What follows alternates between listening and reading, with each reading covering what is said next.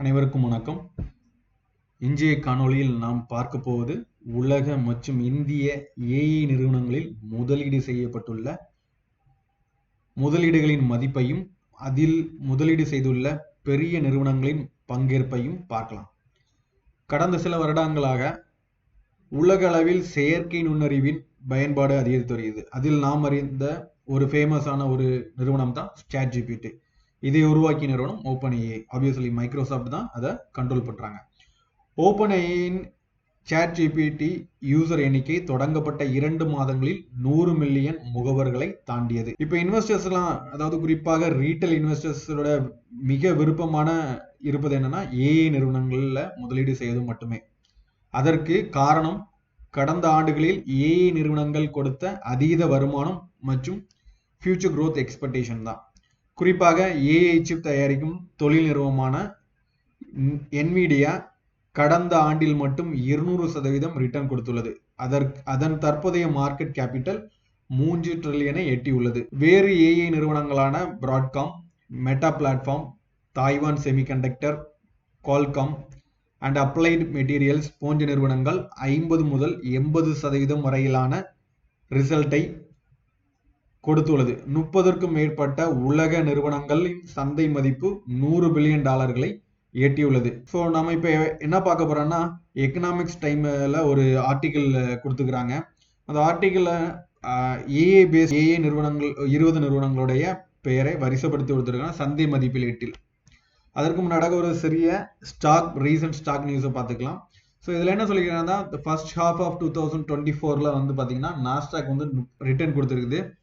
அதே சமயத்தில் S&P பார்த்தீங்கன்னா 14.5%, டவ் ஜோன்ஸ் வந்து 3.8% கொடுத்துருக்காங்க. இந்த நாஸ்டாக்கோட அதீத ரிட்டர்னுக்கு பார்த்தீங்கன்னா NVIDIA தான் காரணம்.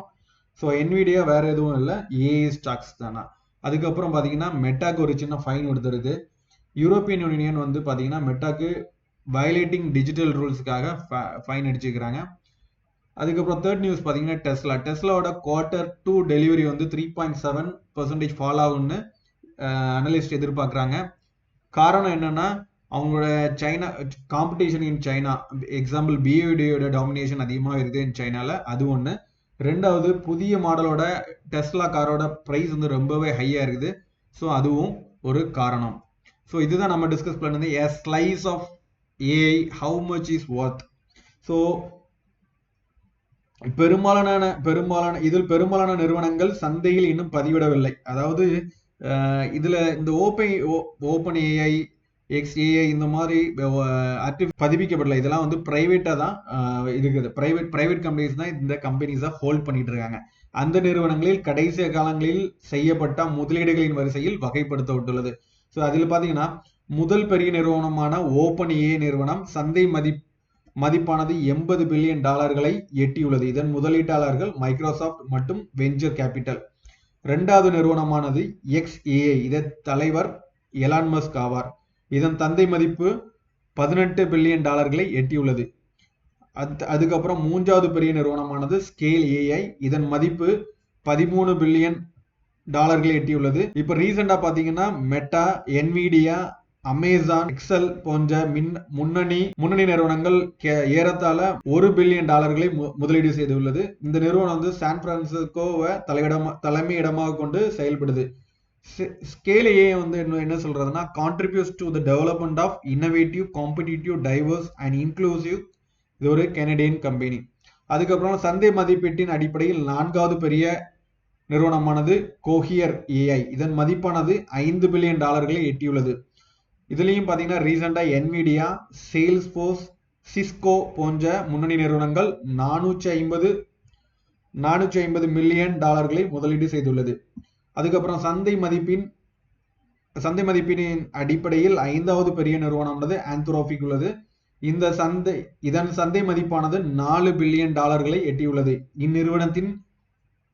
இந்த நிறுவனத்துக்கு ரொம்ப பக்கபலமா இருக்கிறது வந்து அமேசான். ஓகே, அதற்கு அடுத்தபடியாக 6வது இடத்துல உள்ளது ஸ்டெபிலிட்டி AI, 7வது இடத்துல பெர்ஸ்பெக்டிவ் AI. இதன்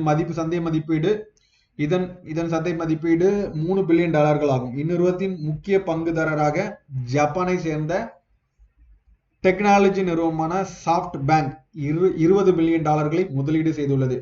அப்புறம் 9வது மற்றும் 10வது இடத்துல பாத்தீங்கன்னா இந்தியாவை சேர்ந்த கம்பெனி இடம்பெற்றுள்ளது. இதுல ஃபர்ஸ்ட் 9வது இடத்துல குத்ரீம் ஏஐ. இதுதான் இந்தியாவில் நிறுவப்பட்ட முதல் ஏஐ. இதன் சந்தை மதிப்பு $1 பில்லியன் ஆகும். இதன் முதலீட்டாளர் யாருன்னா மேட்ரிக்ஸ் பார்ட்னர்ஸ் இந்தியா. இந்தியாவை சேர்ந்த முதல் நுண்ணறிவு நிறுவனம் என்ற பெருமையை இந்த குத்ரீம் ஏஐ தான் சேரும்.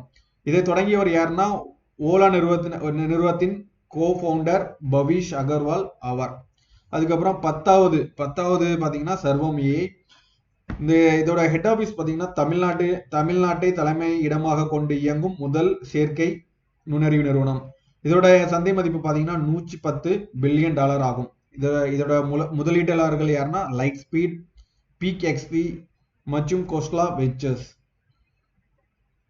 ஃபைனலா பாத்தீங்கன்னா டாப் லிஸ்டட் ஏஐ பிளேயர்ஸோட ரிட்டர்னை பார்க்கலாம். NVIDIA பாத்தீங்கன்னா கடந்த ஒரு ஆண்டுல மட்டும் 202.63% ரிட்டர்ன் கொடுத்திருக்குது. பிராட்காம் பாத்தீங்கன்னா 86.31%, மெட்டா பிளாட்ஃபார்ம் பாத்தீங்கன்னா 79%, எலாஸ்டிக் பாத்தீங்கன்னா 77%, தாய்வான் செமிகண்டக்டர் 72%, குவால்காம் பாத்தீங்கன்னா 68.71%, அப்ளைட் மெட்டீரியல்ஸ் 63.62%, நெட்ஃபிளிக்ஸ் பாத்தீங்கன்னா 57.59%, ப்ரோக்ரசிவ் கிராப் 57.27%, அல்பாபெட் வந்து கூகுள் 52.94%, அமேசான் பாத்தீங்கன்னா 51%, ஃபிளெக்ஸ் பாத்தீங்கன்னா 48%, interactive brokers group 48%, ServiceNow 43%, Monday.com 42.34%, ASM Holding 41%, Caterpillar 36.38%, Okta 35.33% and Datalog பாத்தீங்கன்னா 34.46%.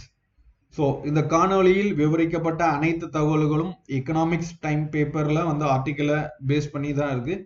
இதை நான் உங்களுடன் பகிர்ந்து கொண்டேன். இந்நிறுவனத்தில் முதலீடு செய்வதற்கு முன் நல்ல முதலீட்டு ஆலோசகரிடம் கேட்டு முதலீடு செய்யவும் நன்றி. I am not a SEBI registered adviser. வீடியோவை பார்த்த அனைத்து நல்ல உள்ளங்களுக்கும் நன்றி. உங்கள்